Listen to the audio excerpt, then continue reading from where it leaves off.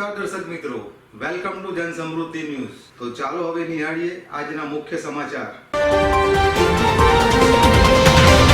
માધુપુરામાં આવેલ હઠીપુરાની ચાલીમાં પરિપૂર્ણ થયેલ ગેરકાયદેસર ગોડાઉનને દૂર કરવામાં તંત્રના ઠાગાઠૈયા। મ્યુનિસિપલ કમિશનર મધ્ય ઝોન એસ્ટેટ વિભાગમાં ચાલતી ગેરરીતિઓ અટકાવે તે જરૂરી, જાગૃત નાગરિકો। અમદાવાદ મ્યુનિસિપલ કમિશનર દ્વારા હમણાં યોજેલી રિવ્યુ મીટિંગમાં એસ્ટેટ ઓફિસર અને તમામ ઝોનના ડેપ્યુટી એસ્ટેટ ઓફિસરને ગેરકાયદેસર બાંધકામો અટકાવવા અને પરિપૂર્ણ થયેલ ગેરકાયદેસર બાંધકામો સામે તાકીદે કડક કાર્યવાહી હાથ ધરવા બાબતે સૂચનાઓ આપેલ છે।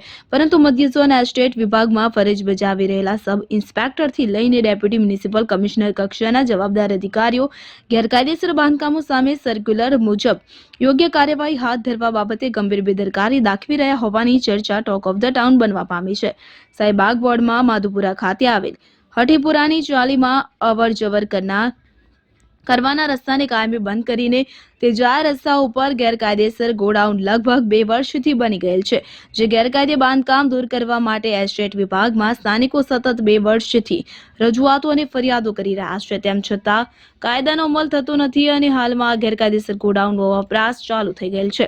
આ ગેરકાયદેસર બાંધકામને તંત્ર દ્વારા 260 મુજબની નોટિસ આપેલ છે અને ત્યારબાદ ગેરકાયદેસર બાંધકામને દૂર કરવા માટે પોલીસ વિભાગમાં પોલીસ બંદોબસ્ત મેળવવા માટે વારંવાર અરજીઓ પણ કરેલ છે, પરંતુ કહેવાય છે કે આ ગોડાઉનના માલિક દ્વારા પોલીસ સ્ટેશનમાં બંદોબસ્ત ન આપવા માટે વહીવટ કરી રહ્યા હોવાથી આ ગેરકાયદેસર બાંધકામના ડિમોલિશન માટે વર્ષોથી બંદોબસ્ત મળતો ન હોવાની ચર્ચાએ જોર પકડ્યું છે।